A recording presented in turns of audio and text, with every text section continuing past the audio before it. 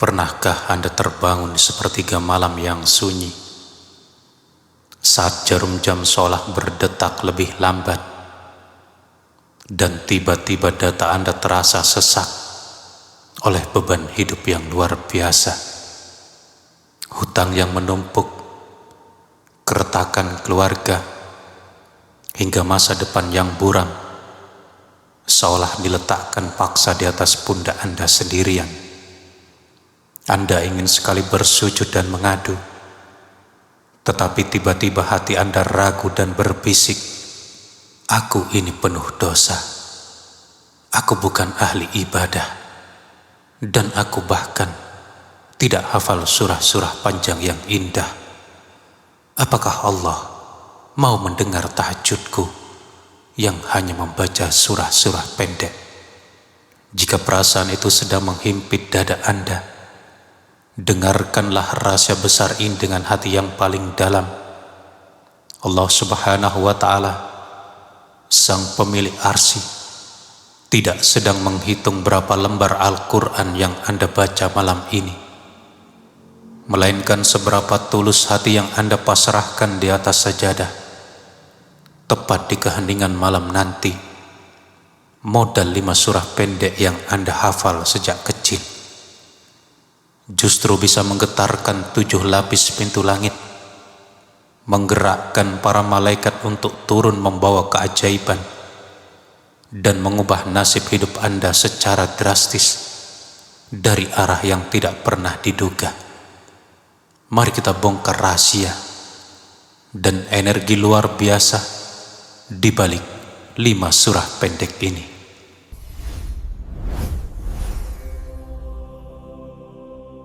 Assalamualaikum warahmatullahi wabarakatuh.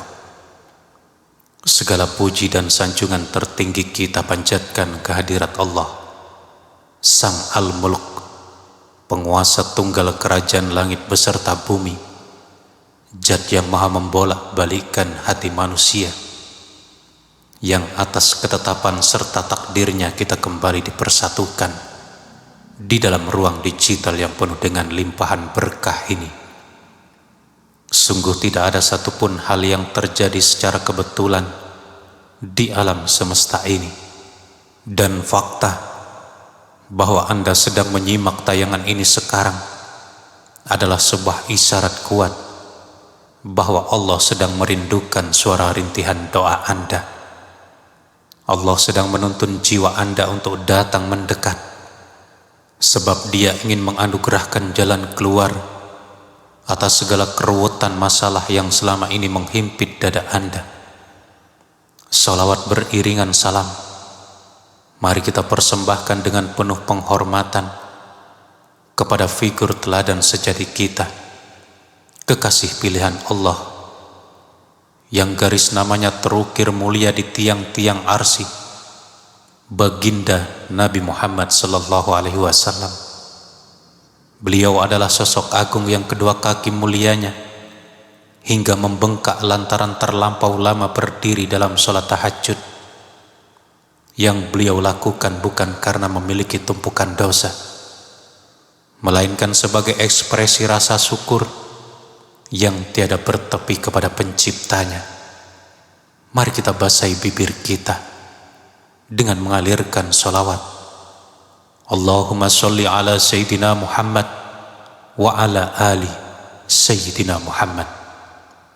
Doa yang tulus ini saya bentangkan dari dasar kalbu yang paling dalam bagi setiap Anda yang meluangkan waktu menyaksikan tayangan ini. Semoga setiap derap langkah kaki Anda senantiasa berada dalam naungan bimbingan Allah Subhanahu wa Ta'ala. Semoga pintu-pintu rizki yang sekian lama terkunci rapat segera Allah bukakan gemboknya dari jalan-jalan yang tidak pernah terlintas di dalam benak Anda sebelumnya. Kita juga memohon semoga sisa jatah usia yang Allah karuniakan kepada kita semua dibimbing menjadi usia yang syarat akan hamparan amal soleh, terjaga dari perbuatan maksiat, hingga tiba masanya kita dijemput kembali keharibaannya dalam kondisi yang paling indah. yaitu kondisi husnul khotimah. Wahai sahabat serambi surga, mari kita jadikan area kolom komentar di bawah tayangan ini sebagai saksi yang akan berbicara dari hari pembalasan kelak, dengan cara membanjirinya dengan untayan sholawat serta zikir. Cantumkan bait sholawat terbaik yang Anda miliki, dan pandanglah tulisan tersebut sebagai wujud surat cinta yang murni kepada Rasulullah Sallallahu Alaihi Wasallam. Kita menaruh harapan besar, mudah-mudahan lewat tumpukan sholawat yang kita ukir di kolom komentar ini, kita semua akan dihimpun dalam satu barisan aman yang berhak mendapatkan syafaat mulia beliau di padang mahsyar nanti. Amin, amin ya rabbal alamin. Ketahuilah wahai sahabat, bahwa ibadah tahajud kerap kali dianalogikan sebagai puncak tertinggi dari segala bentuk kerinduan seorang hamba. Ia adalah sebuah momentum yang sangat privat, sebuah agenda pertemuan rahasia antara jiwa yang patah dengan Tuhan yang maha kaya lagi maha memberi. Coba Anda bayangkan, di saat seisi bumi sedang diselimuti kegelapan yang pekat dan seluruh pintu rumah manusia telah terkunci rapat dari dalam, justru pada saat itulah pintu-pintu arsy sedang dibuka selebar-lebarnya. Kedudukan ritual malam ini teramat agung dan berkedudukan tinggi. Bahkan Allah Subhanahu wa Ta'ala secara eksplisit mencantumkannya dalam sebuah instruksi khusus yang ada di dalam lembaran Al-Quran, tepatnya pada surah Al-Isra ayat 79, yang bunyinya adalah sebagai berikut: wa minal laili fatahajjat bihi nafilatan laka asa ayyab'atsaka rabbuka maqaman mahmudah. Dan pada sebagian malam lakukanlah sholat tahajud sebagai suatu ibadah tambahan bagimu. Mudah-mudahan Tuhanmu mengangkatmu ke tempat yang terpuji. Cermatilah dengan baik kalimat maqam mahmudah atau kedudukan yang terpuji di dalam ayat tersebut.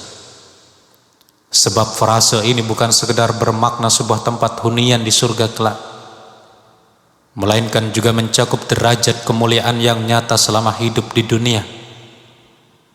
Seseorang yang istiqomah menjaga sholat malamnya akan dianugerahi oleh Allah pancaran wibawa langit. Segala kerumitan urusannya akan diurai oleh Allah dengan cara yang amat halus, serta benteng hatinya akan dikokohkan dalam ketenangan meskipun badai ujian hidup datang menggulung dengan dahsyat.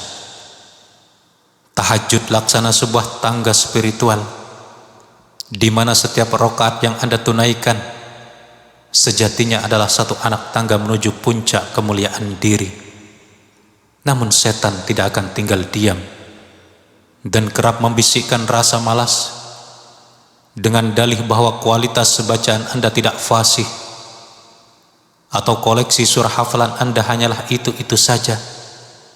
Jangan mau terpedaya oleh tipu daya setan, karena Allah teramat mencintai sebuah keajekan atau keistiqomahan, bukan sekedar melihat panjangnya ayat yang dibaca. Melalui tayangan ini kita akan membuktikan bahwa 5 surah pendek yang kerap dianggap sederhana itu, apabila dilakukan dalam tahajud dengan perenungan yang utuh, akan menjelma menjadi sarana spiritual yang sangat dahsyat. Surah pertama yang kita bahas adalah surah An-Nas, yang berfungsi sebagai benteng kokoh dari segala bentuk infiltrasi atau bisikan jahat. Mari kita awali pembahasan ini dengan mengkaji surah yang jamak kita rapalkan sebelum memejamkan mata di malam hari ini. Mengapa surah ini diposisikan di urutan pertama untuk dibaca sewaktu menegakkan tahajud? Wahai sahabat serambi surga, tatkala kita terjaga di keheningan tengah malam, kondisi psikologis dan spiritual kita berada pada fase yang paling peka dan sensitif. Dan pada celah waktu itulah setan dari jenis jin maupun manusia gencar melancarkan provokasi berupa rasa was-was atau persuasi negatif. Bisikan-bisikan halus tersebut sengaja dihembuskan untuk memicu keraguan di dalam hati Anda mengenai masa depan, memupuk asumsi keliru bahwa Anda tidak lagi diperhatikan oleh Allah, atau sekedar memunculkan rasa berat dan malas untuk beranjak dari kehangatan tempat tidur. Surah An-Nas tergolong sebagai surah proteksi spiritual atau Al-Mu'awwidzatain, di mana Rasulullah dalam lembaran riwayat senantiasa menekankan krusialnya mencari perlindungan kepada Allah yang maha mendengar lagi maha mengetahui dari segala tipu daya setan yang terkutuk. Ketika Anda melafalkan surah An-Nas dan sampai pada bait ayat Qul a'udzu birabbin nas, yang bermakna katakanlah, aku berlindung kepada Tuhannya manusia, hayatilah dalam-dalam bahwa saat itu Anda sedang memasrahkan totalitas hidup serta mati Anda ke dalam dekapan penguasa tunggal umat manusia. Anda sedang mendeklarasikan, ya Allah, diri ini teramat kerdil dan hampa tanpa kekuatan, maka bentengilah hamba dari segala bentuk kejahatan tersembunyi yang tidak mampu dijangkau oleh pandangan mata. Imam Al-Ghazali dalam mahakaryanya Ihya Ulumuddin menguraikan bahwa kerusakan hati yang paling fatal senantiasa bermula dari benih bisikan was-was. Dan apabila kita menghidupkan surah ini di dalam tahajud, hal itu seumpama kita sedang mengaktifkan perisai cahaya yang mengitari ruang kalbu kita, sehingga setan akan menyingkir menjauh dan tingkat khusyuan salat kita akan melonjak tajam. Surah ini mendidik jiwa kita untuk tunduk secara total seutuhnya, sekaligus menjadi penawar mujarab bagi batin yang kerap didera kecemasan tanpa sebab yang jelas. Selanjutnya sahabat, surah yang kedua adalah surah Al-Falaq, yang laksana pancaran cahaya menembus pekatnya kegelapan. Usai kita memagari wilayah dalam jiwa dengan surah An-Nas, maka langkah berikutnya yang sangat direkomendasikan untuk dialunkan pada rakaat-rakaat awal salat malam Anda adalah surah Al-Falaq. Bila surah An-Nas berorientasi pada proteksi dari serangan yang bersifat internal di dalam dada, maka surah Al-Falaq yang bertindak sebagai tameng pelindung dari aneka ancaman yang datang dari arah luar. Wahai segenap pemirsa, sadarkah kita semua bahwa waktu malam bukan sekedar menjadi ruang bagi para hamba beriman untuk bersujud, melainkan juga menjadi fase di mana sirkulasi kekuatan-kekuatan gelap, pancaran rasa dengki dari sesama manusia, serta akumulasi energi negatif mencapai titik puncaknya. Di dalam kepekatan malam tersembunyi berbagai rahasia yang tidak kita ketahui. Ada sorot mata yang memandang kita penuh dengan gejolak kebencian. Ada desas-desus lisan yang menyebarkan fitnah, serta ada jiwa-jiwa hitam yang mengharapkan kita goyah dan jatuh terpuruk. Tatkala Anda membaca ayat pertama, Qul a'udzu birabbil falaq, yang berarti katakanlah, aku berlindung kepada Tuhan yang menguasai subuh atau fajar. Visualisasikanlah di dalam benak Anda bagaimana seberkas cahaya fajar menyingsing, merobek kegelapan malam yang pekat, Sebab sedahsyat itulah perlindungan Allah akan datang menghampiri Anda.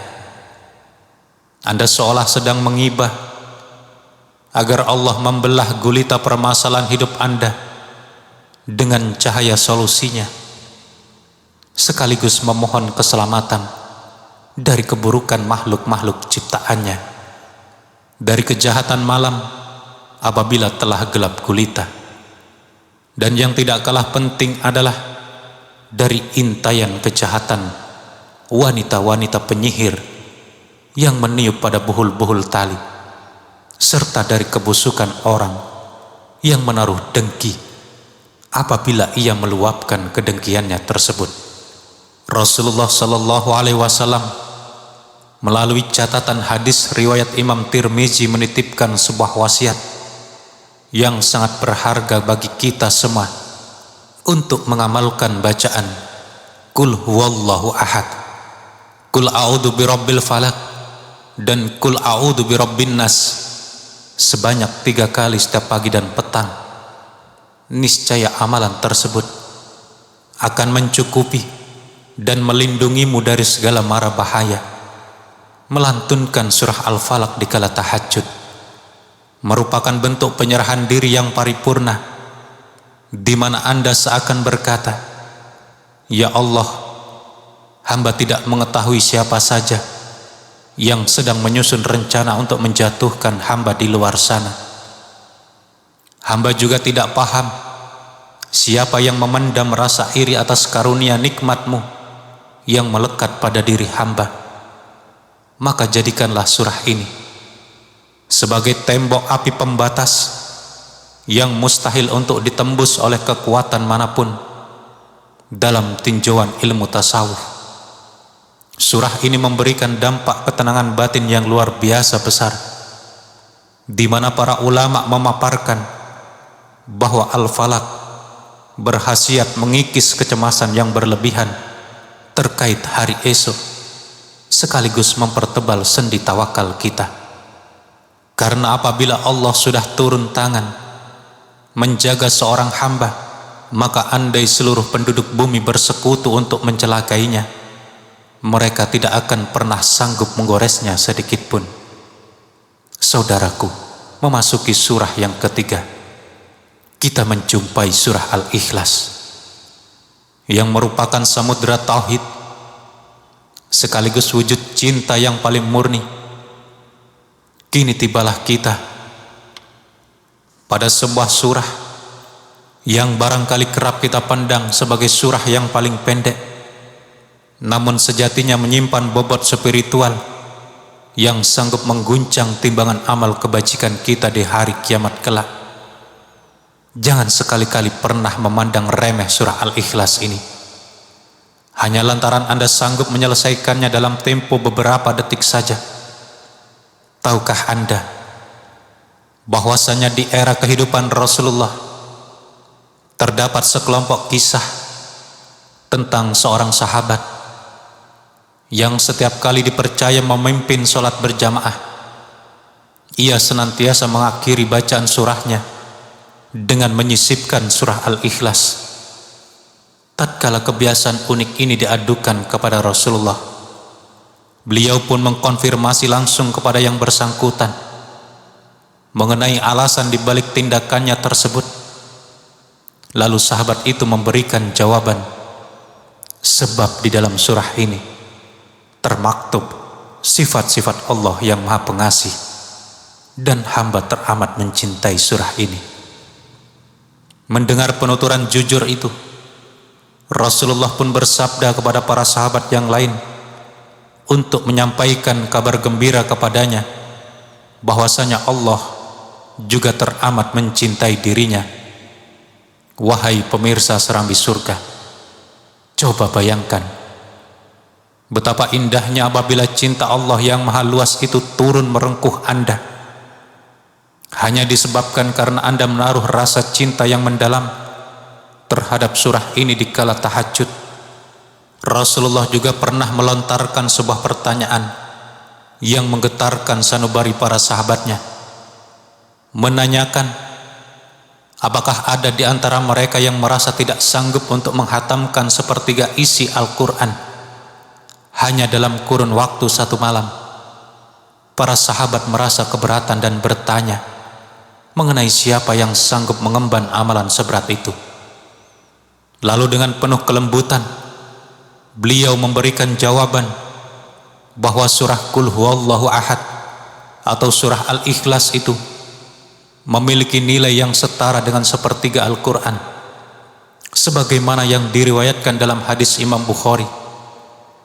Ketika Anda melisankan Qul Huwallahu Ahad yang bermakna, katakanlah Muhammad, dialah Allah yang Maha Esa, di tengah kesunyian ibadah tahajud, sewaktu Anda sedang berdoa saja dengannya, Anda sejatinya sedang memproklamasikan keimanan Anda bahwa tidak ada ruang untuk bersandar selain kepada Allah semata. Kalimat Allahus Somad yang berarti Allah tempat meminta segala sesuatu mendidik Anda untuk membersihkan ruang hati dari segala bentuk ketergantungan kepada atasan kerja, kepada sesama manusia, kepada materi harta, ataupun kepada ikhtiar medis semata, melainkan menegaskan bahwa kunci jawaban dari masalah hidup Anda mutlak berada di genggaman zat yang tidak beranak dan tidak pula diperanakkan. Di mata para ulama sufi dan ahli ma'rifat, merapalkan Al-Ikhlas di kala tahajud bukan sekedar urusan menggerakkan lidah, melainkan sebuah ritual tajrid, yaitu upaya mengkosongkan totalitas hati dari hal-hal selain Allah. Ibnu Qayyim al-Jauziyah di dalam berbagai risalah kitabnya menguraikan bahwa menghayati makna Al-Ikhlas membuahkan faedah spiritual yang sangat luas, memperkaya pengalaman rohani, serta memperkokoh benteng akidah kita agar tidak mudah goyah oleh terpaan fitnah maupun kesirikan modern di zaman ini. Jika Anda mendambakan agar panah doa Anda melesat menembus batas langit, maka mulailah dengan mengagungkan keesaan Allah melalui wasilah surah yang mulia ini. Selanjutnya kita bergeser pada surah yang keempat, yaitu surah Al-Humajah, yang bertindak sebagai cermin diri sekaligus pemutus mata rantai keangkuhan. Wahai sahabat serambi surga yang senantiasa dilimpahi rahmat oleh Allah, setelah kita berhasil memagari diri dari intervensi luar dan memurnikan fondasi tauhid kita kepadanya, kini tibalah momentum bagi kita untuk melangkah masuk ke dalam sebuah ruang paling rahasia di dalam batin kita sendiri. Sebuah ruang batin yang acap kali menjadi tempat bersemayamnya aneka penyakit hati yang sangat halus, yang tanpa kita sadari kerap menjadi hijab atau penghalang bagi cahaya doa-doa kita untuk membumbung naik ke hadapan langit. Pada rokaat-rokaat pamungkas di dalam sholat tahajud Anda, lantunkanlah surah Al-Humazah ini dengan penuh penghayatan. Mengapa surah ini memegang peranan yang sedemikian krusial? Karena fase sepertiga malam bukan melulu soal momentum untuk menuntut kelimpahan rizki ataupun memohon perlindungan dari mara bahaya, melainkan juga merupakan waktu emas yang paling ideal untuk menyelenggarakan muhasabah ataupun introspeksi diri secara radikal di tengah kondisi dunia yang sedang terlelap sunyi. Kita diajak untuk berkaca secara jujur mengenai siapakah jati diri kita yang sebenarnya di hadapan pandangan Allah. Apakah kita termasuk golongan orang yang beruntung, ataukah justru tergolong sebagai jiwa yang celaka akibat ulah lisan dan perilaku kita sendiri? Allah Subhanahu wa ta'ala membuka lembaran surah ini dengan sebuah peringatan yang teramat keras, sebuah ultimatum yang semestinya sanggup membuat bulu kuduk kita meremang apabila dibaca dalam kesunyian malam di atas sajadah Anda. wailul likulli humajatil lumajah, yang mengandung arti celakalah bagi setiap pengumpat lagi pencela. Kata wail di dalam ayat tersebut bukan sekedar kata makian celaka yang bersifat umum, melainkan para ahli tafsir memaparkan bahwa wail merupakan representasi dari nama sebuah lembah di dasar neraka jahanam yang kondisinya sangat dalam serta gelap pekat. Siapakah gerangan orang-orang yang diancam untuk dijebloskan ke dalam lembah mengerikan ini? Mereka tidak lain adalah kelompok Al-Humazah dan Al-Lumazah, yaitu orang-orang yang memiliki lisan tajam laksana sembilu, yang gemar mempergunjingkan aib sesama, yang hobi utamanya memburu kesalahan orang lain, serta yang dengan ringannya merendahkan martabat sesama hamba Allah hanya lantaran merasa dirinya memiliki kedudukan yang lebih terhormat, status sosial yang lebih kaya, atau kapasitas ilmu yang lebih tinggi. Wahai sahabatku, renungkanlah hal ini dalam-dalam sewaktu Anda berdiri tegak menghadap kiblat. Sudah berapa banyak hati manusia yang terluka dan hancur akibat ucapan-ucapan yang keluar dari mulut kita. Sudah berapa banyak rahasia saudara kita yang kita umbar ke permukaan demi memuaskan ego nafsu yang sesaat di keheningan ritual tahajud. Surah Al-Humajah hadir untuk menyentak kesadaran kita bahwa aneka ritual ibadah yang kita banggakan tidak akan membuahkan nilai apapun apabila kita masih memelihara benih dengki serta hobi mencaci maki sesama. Ayat berikutnya bahkan mengayunkan tamparan yang jauh lebih keras bagi kesadaran jiwa kita, yang maknanya adalah orang yang mengumpulkan harta benda dan menghitung-hitungnya dengan penuh ketamaan. Melalui ayat ini Allah sedang menyindir tabiat manusia yang terperangkap dalam delusi visual, yang mengira bahwa indikator kebahagiaan sejati mutlak bertumpu pada deretan angka di saldo rekening, pada hamparan luasnya kepemilikan tanah, atau pada kemewahan unit kendaraan yang terparkir. Mereka menghitung-hitung aset kekayaan tersebut dengan dada membusung penuh kebanggaan, seakan-akan tumpukan harta itu memiliki kemampuan untuk menemani mereka masuk ke dalam kegelapan liang lahat. Padahal mereka hanyalah mengira bahwa hartanya itu dapat mengekalkannya di dunia. Ulama terkemuka Ibnu Rajab Al-Hambali di dalam berbagai karya tulisnya kerap menggarisbawahi bahwa surah Al-Humazah berposisi sebagai instrumen pemutus rantai kesombongan di dalam dada manusia. Menghidupkan surah ini di waktu tahajud akan memaksa keangkuhan hati kita untuk luruh dan mengecil kembali, menyadarkan kedirian kita bahwa kita ini tidak lebih dari sekedar debu yang tidak berarti di hadapan keagungan Allah yang maha besar. Surah ini melatih karakter kita untuk tumbuh menjadi pribadi yang tawadhu ataupun rendah hati. Coba Anda rasakan bagaimana gejolak batin Anda ketika meresapi bait-bait ayat yang mengisahkan tentang kobaran api membara yang sanggup merasuk hingga membakar ulu hati atau al-fuad di keheningan malam yang sunyi.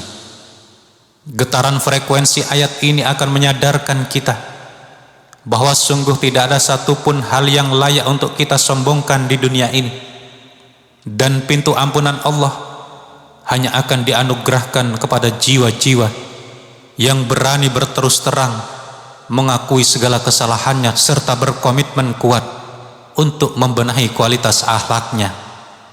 Dengan menghayati kandungan surah Al-Humazah, ibadah tahajud Anda akan bertransformasi menjadi sebuah sesi pembersihan jiwa atau tazkiyatun nafs yang murni. di mana Anda tidak sekedar meminta pemenuhan urusan duniawi, melainkan sedang mengibah agar Allah membersihkan lisan Anda dari noda gibah, menyucikan hati Anda dari penyakit sombong, serta menjauhkan diri Anda dari jeratan cinta dunia yang berlebihan. Sebab hanya kondisi hati yang bersih sajalah yang memiliki daya pikat kuat untuk mengetuk pintu-pintu langit dengan kekuatan yang tidak terbayangkan. Memasuki pembahasan surah yang kelima sekaligus yang terakhir, kita akan mengulas surah Al-Ma'un yang merupakan manifestasi konkret dari nilai keimanan dalam bentuk amal nyata. Wahai segenap sahabat yang senantiasa dinaungi kasih sayang Allah, kita telah tiba pada pembahasan surah pendek terakhir yang memiliki kedahsyatan luar biasa sebagai penutup dari rangkaian ibadah tahajud Anda, yaitu surah Al-Ma'un.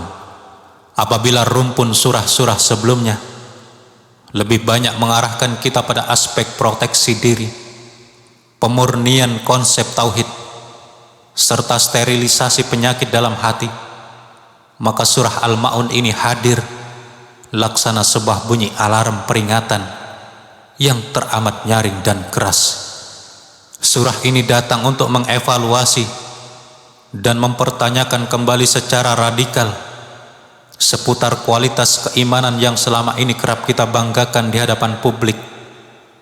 Pernahkah terlintas di dalam benak Anda sebuah skenario mengerikan di mana ada sosok manusia yang teramat rajin menegakkan sholat, dahinya tampak menghitam membekas akibat intensitas sujud yang tinggi, dan lidahnya senantiasa basah memutar untayan zikir, namun justru di pandangan Allah sosok tersebut dicap atau dilabeli sebagai seorang pendusta agama.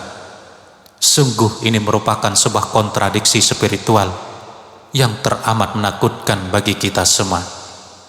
Allah Subhanahu wa ta'ala membuka lembaran surah ini dengan mengajukan sebuah pertanyaan retoris yang membakar rasa penasaran kita.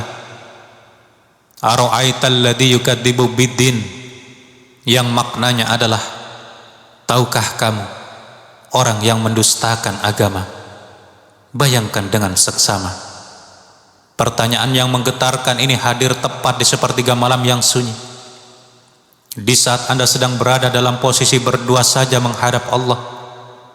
Allah seakan-akan sedang mengarahkan pertanyaan tersebut secara langsung menembus ke dalam dasar lubuk hati Anda yang paling dalam, mempertanyakan, apakah engkau benar-benar menaruh iman kepadaku?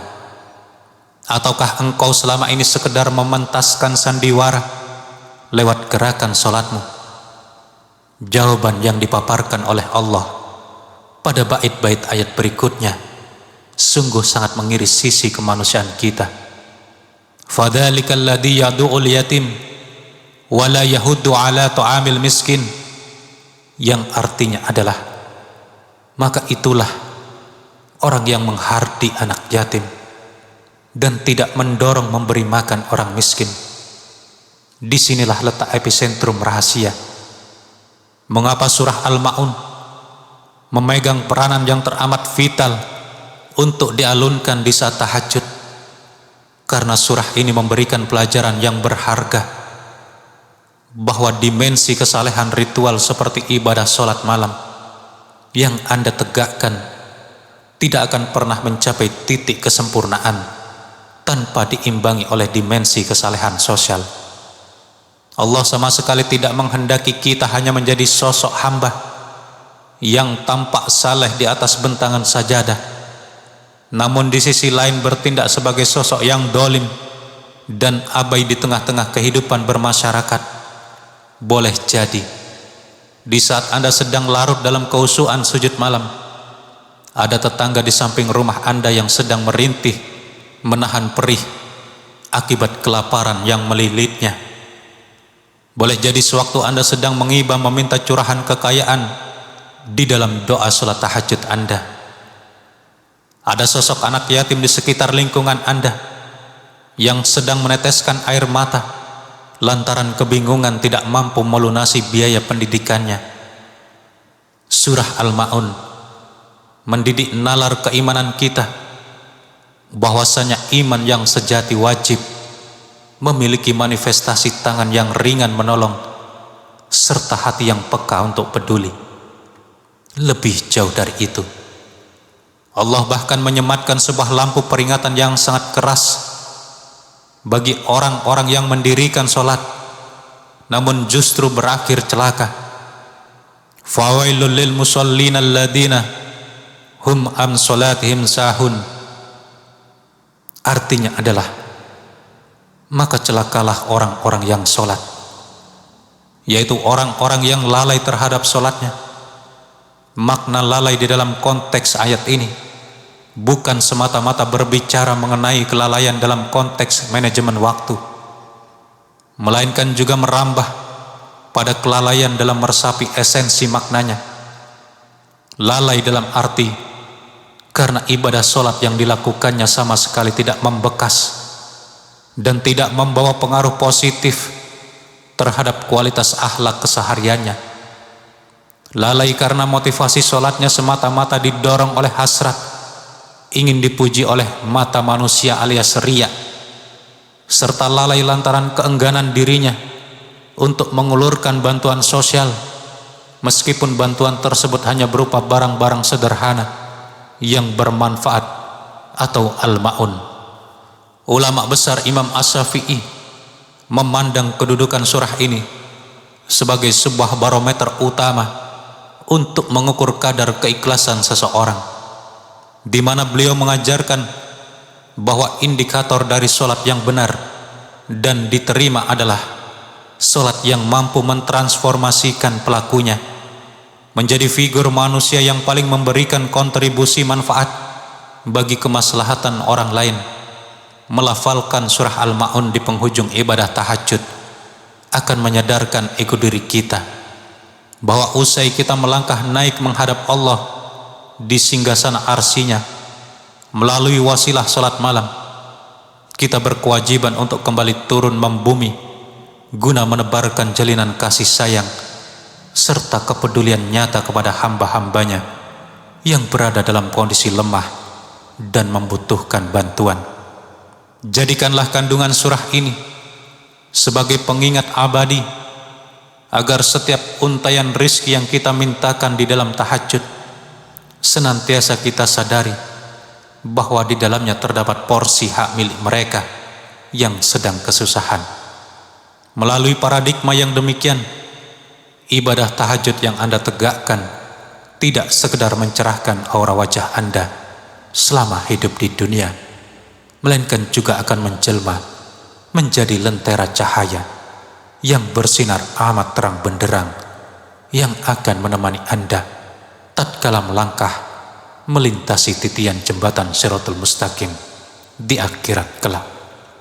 Saudaraku yang dirahmati Allah, sebelum saya menyudahi sesi perjumpaan kita yang penuh berkah ini, mari bersama-sama kita menundukkan kepala sejenak dimanapun posisi Anda berada saat ini. Entah Anda sedang berada di dalam kehangatan rumah, sedang berada di tengah hiruk pikuk perjalanan, ataupun sedang berada di area tempat kerja. Mari kita satukan frekuensi hati dan pikiran kita untuk mengalirkan sebuah doa yang tulus kehadirat Allah Subhanahu wa ta'ala. Bismillahirrahmanirrahim. Alhamdulillahi rabbil alamin, hamdan syakirin, hamdan na'imin.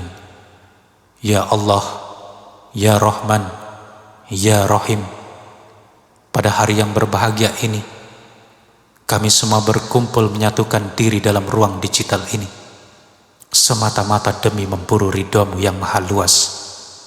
Kami semua yang hadir di sini adalah potret dari hamba-hamba-Mu yang fakir, hamba-Mu yang didera kedoifan, serta hamba-Mu yang lumuran dosanya teramat pekat, beserta khilaf yang bertebaran. Ya Allah, mohon mampukanlah kedua kaki kami yang lemah ini untuk bangkit berdiri di sepertiga malam nanti Gerakkanlah poros hati kami, agar tidak terasa berat untuk bersujud di hadapan keagungan-Mu. Jangan biarkan diri kami tergolong ke dalam kelompok orang-orang yang merugi, yaitu mereka yang tega melewatkan momentum emas yang penuh dengan kemustajaban doa hanya demi mempertahankan kenikmatan tidur yang bersifat sesaat saja. Ya Allah, bagi segenap sahabat-sahabat kami yang saat ini sedang diuji dengan didera rupa-rupa penyakit fisik maupun psikis, mohon angkatlah penyakitnya dan kembalikanlah kesembuhannya. Bagi mereka yang saat ini lehernya sedang tercekik lantaran terlilit hutang piutang, mohon mudahkanlah segala mekanismenya agar mereka sanggup melunasinya dengan segera.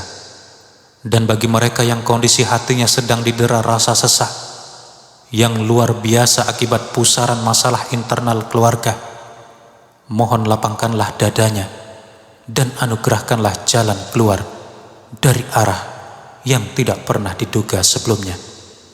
Ya Allah, jadikanlah kelima surah pendek yang telah kami hafalkan ini sebagai lentera cahaya yang menerangi alam kubur kami kelak. Jadikanlah surah-surah tersebut sebagai hujah pembela bagi kami di hadapan pengadilan-Mu, serta himpunlah kami semua tanpa terkecuali keluarga besar serambi surga di dalam firdaus-Mu yang paling tinggi, bersama-sama dengan baginda Rasulullah sallallahu alaihi wasallam. Rabbana atina fid dunya hasanah wa fil akhirati hasanah wa qina adzabannar. Amin, amin ya rabbal alamin. Saudaraku yang dirahmati Allah, sampai jumpa di video penuh hikmah berikutnya. Wassalamualaikum warahmatullahi wabarakatuh.